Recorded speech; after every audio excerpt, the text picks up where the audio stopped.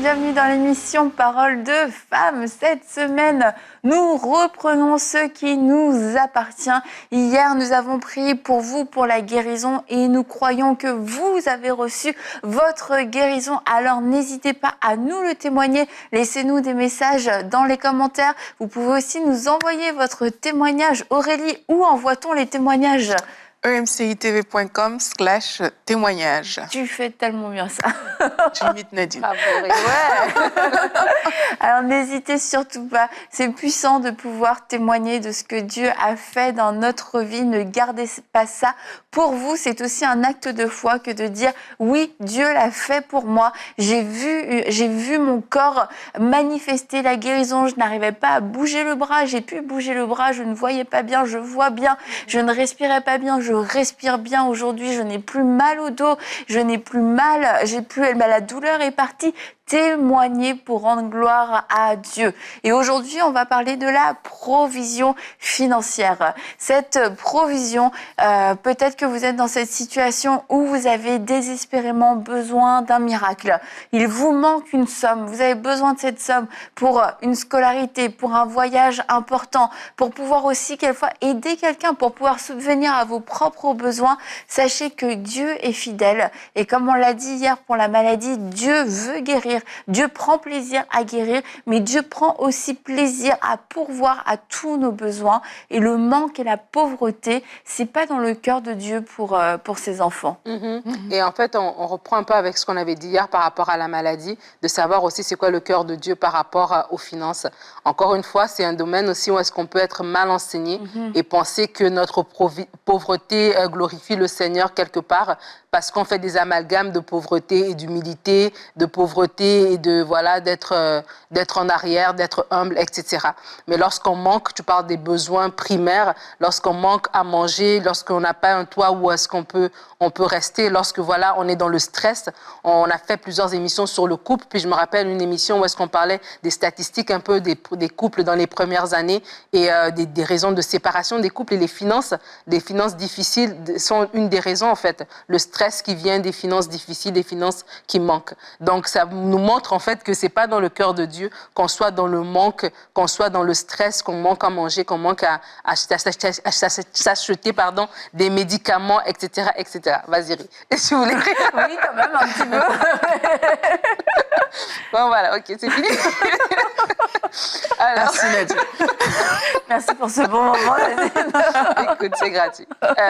Mais donc, voilà. Et donc, du coup, ça nous amène en fait à se dire, tiens, quel est le cœur de Dieu par rapport à nos finances? Et encore une fois, on retourne dans la parole de Dieu. Qu'est-ce que Dieu dit par rapport aux finances? Qu'est-ce que Dieu dit par rapport à la provision? Dieu nous dit, Jésus va nous parler lui-même de ne pas nous inquiéter. Il va comparer en fait les herbes des champs, les lys qui n'ont pas besoin, qui ne font rien, mais qui sont vêtus, etc., en nous disant que lui aussi prend soin de nous. Donc, je crois que c'est déjà le premier positionnement à avoir par rapport à la provision financière, par rapport à la provision divine, à croire que ce n'est pas juste le fruit de notre travail, de nos mains, etc., de notre souffrance, de notre dur labeur, que Dieu, dans sa bonté, veut pourvoir à nos besoins et qui peut pourvoir à nos besoins. Donc, en se positionnant de cette manière, c'est déjà un premier pas par rapport à tout ça. Et la Bible dit dans 2 Corinthiens 8 au verset 9, « Car vous connaissez la grâce de notre Seigneur Jésus-Christ, qui pour vous s'est fait pauvre, de riche qu'il était, afin que par sa pauvreté, vous fussiez enrichis. » On revient encore à ce qui s'est passé à la croix, c'est que Jésus-Christ, il s'est fait pauvre, afin que par sa pauvreté, nous soyons enrichis.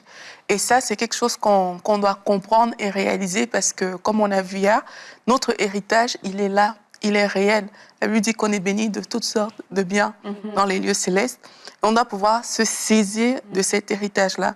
Et pour se saisir de cet héritage-là, mais il faut comprendre des versets bibliques comme ça et se positionner, comme tu dis, Nadine, en disant, OK, en fait, Dieu ne voulait tellement pas que je reste pauvre qu'il s'est donné à la croix pour que moi, je sois enrichi. Et quand on se positionne de la sorte, on peut maintenant sourire à Dieu pour dire « Ah, mais Seigneur, tu as fait ça pour moi et voici la situation dans laquelle je suis. Montre-moi le moyen par lequel, justement, tu vas pourvoir à ce besoin-là. » Je le dis parce que parfois, beaucoup de gens prient mais on ne pose pas aussi des actions. On va même prier avec des versets comme ça, mais il y a des actions qu'on ne va pas forcément poser. Mais là, on parle de provision financière et l'une des choses aussi qu'il faut réaliser quand on parle de provision financière, c'est cette loi de la semence et de la récolte dont on parle souvent. C'est que, pardon, il y a des choses qu'il va falloir semer si on veut voir certaines récoltes aussi dans nos vies. Et il y a même aussi des cas où si on ne sème rien, il n'y a vraiment rien qui va se passer. Même si on connaît ce verset, même si on sait ce qui s'est passé à la croix. Donc, il y a une disposition que le Seigneur va nous donner. Je pense à la veuve à qui le prophète a dit d'aller chercher des vases. C'est qu'elle a nourri l'homme de Dieu, si je me rappelle bien de l'histoire. Et puis lui, il lui a donné une instruction, en fait. Et on voit encore cette notion-là où on pose une certaine action et vraiment, le Seigneur, il y a une instruction qui vient de Dieu. Donc, quelquefois, il y a des actions qu'on va poser qui vont peut-être même relever du sacrifice et tout, mais c'est en faisant confiance à Dieu qu'on fait ce genre de choses. Et on va voir que Dieu pourvoit, la provision va arriver en fait.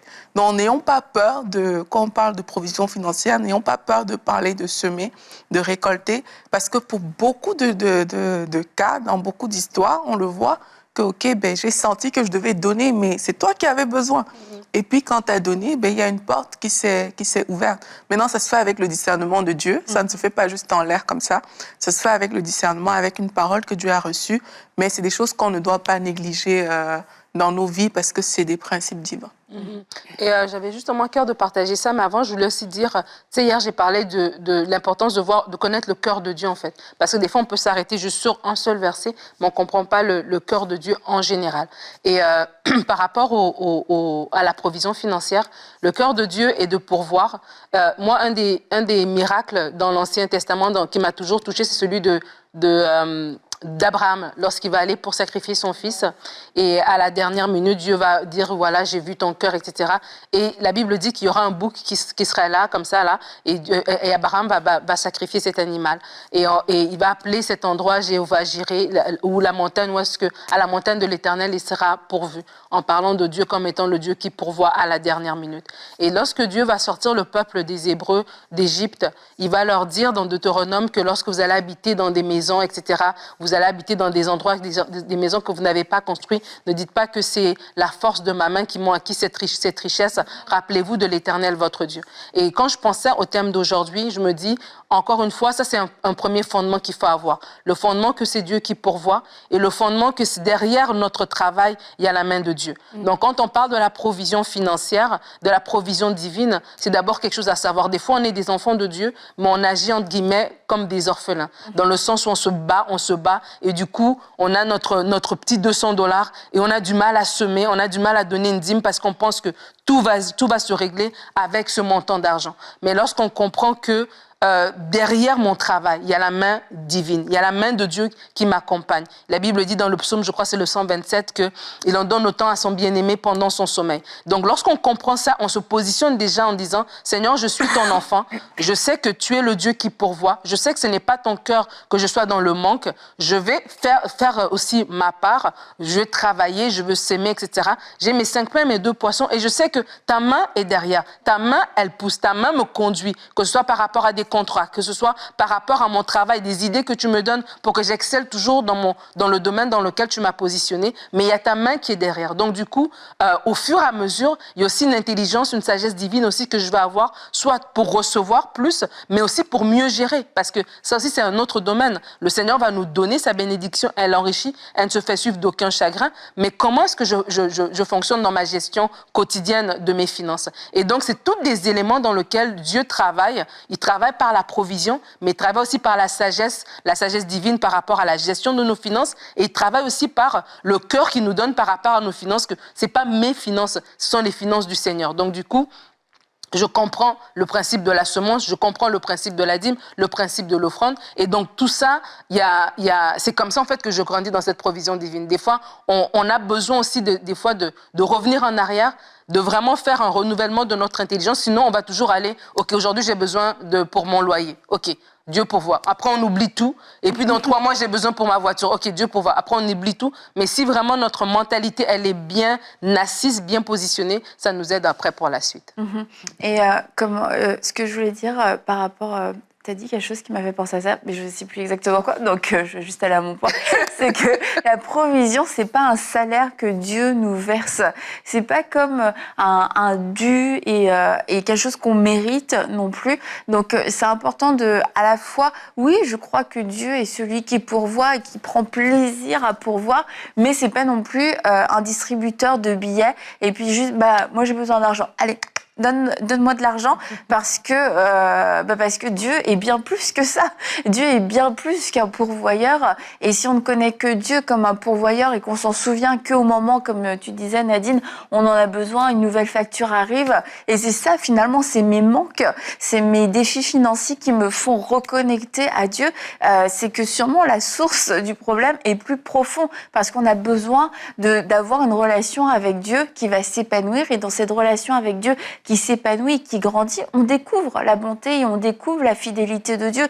Et dans les moments où on peut avoir des défis, on se dit, mais moi j'ai connu Dieu peut-être dans la maladie, j'ai connu Dieu dans la prière, dans un combat, mais maintenant aujourd'hui je vais le connaître dans la provision et je crois parce que à cause de son cœur, à cause de qui il est, de sa personne, qu'il va pourvoir. Donc c'est important de ne pas voir seulement Dieu comme un pourvoyeur, mais de ne pas non plus le voir comme un comptable radin qui veut garder tous ses sous et puis qui donne juste des petites pièces de temps en temps à ses enfants quand ils le méritent, comme un vieux papy. Et puis si on est gentil, si on dit bien bonjour et qu'on est poli ou qu'on a des bonnes notes, là le papy il va peut-être donner une petite pièce, un petit billet. Non, Dieu n'est pas du tout comme ça. Et c'est important de se rappeler que je suis pas en train de gagner ma provision, que Dieu est bon et que encore une fois, comme Aurélie nous l'a dit, nous avons été rachetés de la pauvreté. Dieu ne veut plus que nous vivions dans la pauvreté.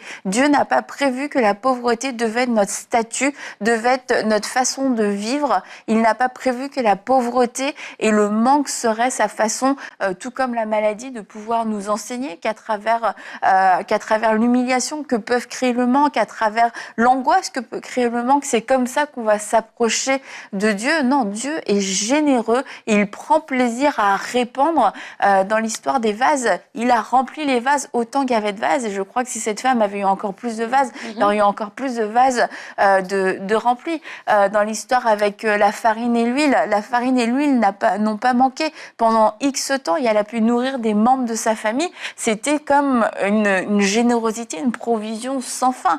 La multiplication des pains et des poissons, ça a été absolument extraordinaire, phénoménal.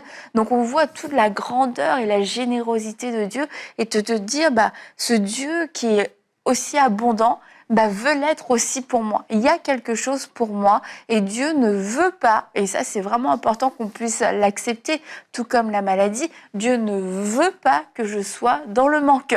Ce n'est pas lui qui veut m'humilier à travers la pauvreté.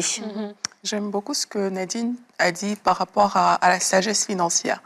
Parce que justement, quelquefois, c'est le manque de sagesse qui amène même le manque au niveau des finances. Et on se retrouve souvent comme ça à réclamer.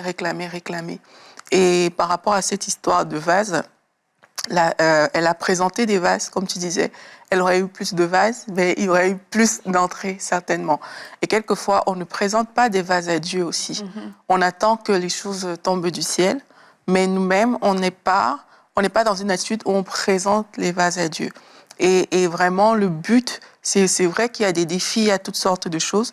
Je lisais dans 2 Corinthiens, je ne sais pas si je vais arriver à paraphraser ça correctement, mais en fait, quand tu lis ce verset-là, là où c'est à partir de 8 ou 9, Paul, la façon dont il parle, ce que j'ai compris en tout cas de ma lecture, c'est que le but derrière, c'est pour rendre gloire à Dieu, en fait. Et ça me fait penser au verset qui dit que il en sera ainsi pour toute personne qui va être riche pour Dieu, la fin de ce verset-là. C'est que le but, c'est vraiment d'être riche pour Dieu. Le but, c'est de rendre gloire à Dieu. dans tout ce que nous pouvons demander. C'est aussi ça qui est derrière. Parfois, on voit des histoires comme celle que Audrey Mac nous a racontée une fois, ici sur le plateau où elle devait payer avant une certaine heure et puis elle a juste dit OK, Dieu, tu es mon père. Elle a prié et puis elle allait à l'église. Voilà, et puis là elle est ressortie, les gens jetaient des billets et tout. C'est un miracle. Tu vois? Mais là, tu vois, elle est venue, elle a partagé ça. On a pu rendre gloire à Dieu avec cette histoire. C'était pas juste vain comme ça. Donc moi, j'encourage les gens à avoir cette mentalité aussi de rendre gloire à Dieu dans nos demandes, dans tout ce qu'on veut sur le plan financier, et aussi de présenter des vases à Dieu pour dire, Seigneur, c'est aussi ça la sagesse financière, hein, de dire, Seigneur, je veux, voici mes vases, remplis-les. Voici, on a parlé de la multiplication du pain. Voilà, j'ai 2 pains, j'ai 2 poissons, j'ai 5 pains, j'ai 2 poissons. Seigneur, multiplie. Quelquefois, on va juste demander à Dieu de l'argent, mais si ça se trouve, Dieu veut te donner la chose dont tu as vraiment besoin. Mais on va dire, Seigneur, OK, j'ai besoin d'une voiture. La voiture coûte, disons, $10 000. Seigneur, je veux $10 000. En fait, tu veux une voiture. Tu vois, tu ne veux pas $10 000. Et quelquefois, on limite tous nos besoins à de l'argent, alors que Dieu peut faire tellement, infiniment, au-delà de tout ce qu'on pense et de tout ce qu'on imagine. Donc, parfois, laissons Dieu faire comme il a prévu. N'ayons pas dans notre tête le schéma par lequel Dieu va passer pour nous donner cette chose. Présentons juste nos vases à Dieu et laissons Dieu pouvoir remplir comme lui, il a prévu de faire. Et l'histoire de la dame avec les vases, c'est dans 2 Rois 4, pour ceux qui cherchent. On parle de ça depuis tout à l'heure. Merci, Nadine. Et non, mais c'est un passage que j'aime beaucoup parce que cette femme, en fait, son mari était un prophète. Son mari meurt. Elle se retrouve seule avec ses enfants qui doivent aller en esclavage. Et ça te montre encore que Dieu n'est pas glorifié là-dedans. La pauvreté ne glorifie pas Dieu. Donc, la pauvreté que vous vivez, elle ne glorifie pas Dieu. Et cette femme-là, elle n'est pas restée assise à pleurer parce que c'était pas la première fois, je crois, dans cette région que la solution, si tu n'avais pas d'argent, c'était de dire, donne tes enfants, ils iront travailler gratuitement, ils iront en esclavage. Et elle aurait pu dire, écoute, c'est arrivé pour ma voisine, c'est arrivé pour la femme d'en face, pourquoi je dois me sentir différemment, je dois me sentir différente. Mais elle a compris quand même que c'était pas normal. Elle a compris qu'elle pouvait pas laisser ses enfants aller en esclavage. Comme vous, peut-être, vous comprenez que on peut pas juste vous prendre votre maison, vous prendre votre voiture, vous pouvez pas juste vous retrouver à la rue. Elle est allée voir Élisée et Élisée lui a donné cette solution-là. Mais cette femme a eu le courage d'aller voir ses voisines pour demander des vases parce qu'elle n'en avait même pas. Pour te dire à quel point ça allait pas bien chez elle. Elle est allée en emprunter à gauche, à droite. Et ce qui est drôle dans ce texte, c'est que lorsqu'elle va remplir les vases, elle va revenir voir Élisée encore pour dire, là, les vases sont remplis, je fais quoi? Et c'est lui qui va lui dire, va les vendre et tout ça. OK, d'accord, elle va. Mais ce qu'en fait, je ris, mais en fait, c'est tellement important parce que des fois, nous-mêmes, cette intelligence-là d'aller plus loin, on l'a pas. Et c'est important aussi d'être humble et puis de dire, Seigneur, je fais quoi? Rendu maintenant, je fais quoi à cette étape ici? Et comme Aurélie l'a dit, c'est pas des fois le besoin, c'est pas la voiture, c'est pas ça, mais c'est des fois, Dieu veut que tu sois comme te donner comme quelque chose qui va rouler, en fait. Moi, je connais des personnes qui pouvaient se plaindre qu'ils n'avaient pas de sous, mais je dis, mais tu sais tresser. Mais tresse, ça te fait, tu tresses, ça te prend une après-midi, puis c'est un revenu qui est là. Mais non, mais moi, je suis pas appelée à faire ça, je suis appelée à faire des plus grandes choses. Mais des fois, c'est comme diversifions. Tu sais, Paul, il était appelé à prêcher, mais quand il fallait faire des tentes, il les a fait, les tentes. Donc, c'est pour dire que peut-être certains d'entre vous, vous êtes vraiment concernés parce que vous avez un talent, parce que vous avez une capacité, parce qu'il y a une demande qui est là et vous savez que vous pouvez répondre à cette demande et c'est une façon que le Seigneur va aussi utiliser pour pourvoir. Mais parce que vous êtes bloqué sur le fait que ça prend un dépôt dans votre compte, tant que c'est pas venu de cette manière-là, vous vous ouvrez pas la possibilité et vous en venez même à vous plaindre de Dieu ou à murmurer contre lui en disant qu'il prend pas soin de vous alors qu'il le fait en fait. Et quand tu parles, je pense que j'ai déjà raconté cette histoire ici de présenter les vases. Je vous avais raconté que quand j'étais étudiante, j'avais un job étudiant où on m'avait donné 4 heures et je devais faire genre 2 jours semaine. Et puis, mais quand j'avais calculé le montant que ça me donnait, ça me permettait juste de payer ma chambre et de manger mes besoins de base. Et puis, je me rappelle, je disais à Dieu, mais Seigneur, en fait, je peux rien te donner, entre guillemets. J'étais vraiment jeune, convertie. Je peux rien te donner parce que ça me permet juste de payer mon loyer et mes besoins. Et là, en fait, j'ai vu vraiment, c'est mon histoire, comment non seulement on a augmenté mes heures, et on a augmenté tous mes jours de travail. Je travaillais au maximum d'heures. Et là, j'étais contente parce que, ouais, j'étais comme... Mais moi, j'avais à cœur de semer dans mon église locale. Mais je me disais, mais Seigneur, il faut que tu pourvoies. Et ça s'est fait comme ça, en fait. Et j'ai compris que, à l'époque, je ne connaissais pas toutes ces choses-là, mais c'était ça, un vase. Parce qu'il y avait le travail qui était disponible, mais les heures n'étaient pas assez pour pouvoir subvenir à tous mes besoins. Une provision d'heures. J'ai une provision d'heures qui a permis que je puisse pourvoir à mes besoins. Je le dis parce que c'est trop vrai. Parfois, on attend que l'argent tombe du ciel. Mais si ça se trouve, il y a vraiment un job qui t'attend quelque part que tu dois aller faire pour subvenir à ce besoin-là, en fait. Au lieu de croiser les bras juste à la maison et d'attendre que, voilà, la chose se passe. Il y a ce truc-là qui est là et il faut prier aussi que le Seigneur puisse nous ouvrir les yeux pour qu'on puisse discerner ces choses-là et pour qu'on puisse le faire et avoir la provision financière qu'on attend. Il y a un verset ici dans 2 Corinthiens 9 au verset 8, je ne sais pas si c'est de ça que tu parlais tout à l'heure, Aurélie. Paul va parler aux Corinthiens et il va dire ici, il a aussi le pouvoir, en parlant de Dieu, de vous combler de toutes sortes de bienfaits. Ainsi, vous aurez en tout temps et en toute chose tout ce dont vous avez besoin et il vous restera encore du superflu pour toutes sortes d'œuvres bonnes. Et vraiment, je vous encourage aussi à relire même tout ce passage-là et à vous saisir de cette promesse, de vous saisir la promesse que Dieu est celui qui donne la semence au semeur. Donc, il est celui qui va nous donner, oui, la capacité de travailler, va nous ouvrir des portes, nous donner des heures, comme Aurélie parle, mais que lorsqu'on parle de provision, oui, il y a la provision pour nos besoins, mais aussi de vraiment garder en tête le royaume de Dieu.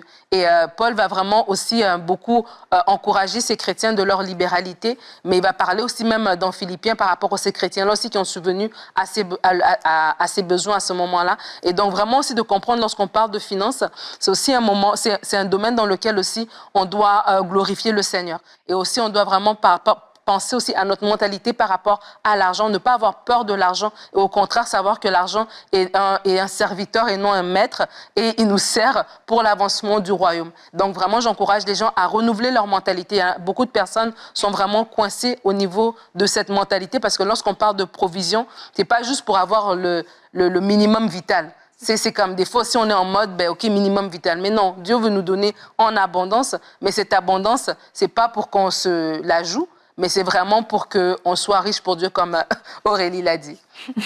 Et il y a plusieurs saisons dans la vie et il y a des saisons, c'est vrai, où on apprend à vivre, on dit par la foi, et c'est ces saisons où on compte sur Dieu, comme le peuple d'Israël dans le désert. C'était la manne qui venait chaque jour, mais Dieu avait le pays promis pour eux où coule le lait et le miel. Et la manne était un temps où Dieu a démontré sa fidélité, mais il y avait un après-manne. Et l'après-manne, c'est le moment où le lait et le miel coulent. Et aussi, on va prier pour vous, mais la chose à retenir, je crois, à travers cette émission, c'est que oui, Dieu veut répondre et Dieu veut vous donner cette provision dont vous avez besoin. Mais peut-être pas de la façon dont vous le pensez. La provision peut venir de différentes façons et peut-être que vous attendez juste à ce qu'il y ait un virement sur votre compte, à ce que quelqu'un vous donne de l'argent. Peut-être que vous avez même déjà choisi ce quelqu'un, mais ça peut venir de tellement de façons et du coup, c'est vous qui êtes en train de limiter la manière dont Dieu veut le faire. Et si c'est à cause de la paresse, si c'est à cause de l'ignorance, eh bien, nous prions aujourd'hui que ces forteresses puissent tomber. Et on l'a vu, ça peut être, oui, vraiment miraculeux, comme Jésus qui a multiplié les pains et les poissons. Il y a un miracle sous vos yeux qui sort quasiment, je dirais, de nulle part, mais ça peut être aussi sacrificiel. La veuve qui a nourri Élie, qui a donné ce qui lui restait, Abraham qui était prêt à sacrifier son fils. C'est aussi cette femme avec ses vases qui a écouté l'instruction et qui a fait preuve après de sagesse pour pouvoir gérer la provision que Dieu lui avait donnée, pour que cette provision ne s'écoule pas en un instant, mais que ça puisse produire une autre provision qui allait assurer un héritage, qui allait assurer une continuité. Et le cycle de la pauvreté était brisé dans la vie de cette femme à cause de cette solution divine. Alors peu importe la façon dont Dieu veut le faire, notre prière aujourd'hui, c'est que vous puissiez saisir ce que Dieu vous dit à vous. Alors oui, on a prié pour que vous ayez une provision, mais nous allons prier pour vous, pour que vous puissiez savoir ce que Dieu attend de vous, la manière dont il veut le faire, et que vous puissiez le recevoir. Est-ce que tu veux prier, Nadine?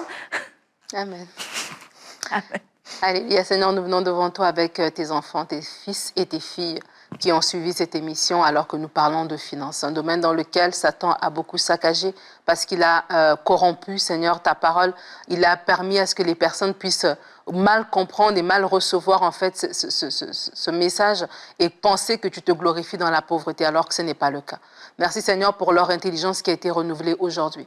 Et Seigneur, le royaume de Dieu a besoin que des hommes et des femmes se lèvent avec la mentalité du royaume. Je prie maintenant, alors que nous avons parlé de la provision financière, alors que nous avons parlé de ton cœur qui est généreux, qui veut pourvoir à nos besoins, qui veut nous donner au-delà, qui veut nous donner en abondance. Je prie maintenant, Seigneur, que ces personnes qui ont suivi cette émission, qui se sont saisies de ces promesses et de cette vérité, puissent aussi marcher vraiment avec la mentalité du royaume. La mentalité du royaume qui est pour l'expansion de ton royaume, l'expansion de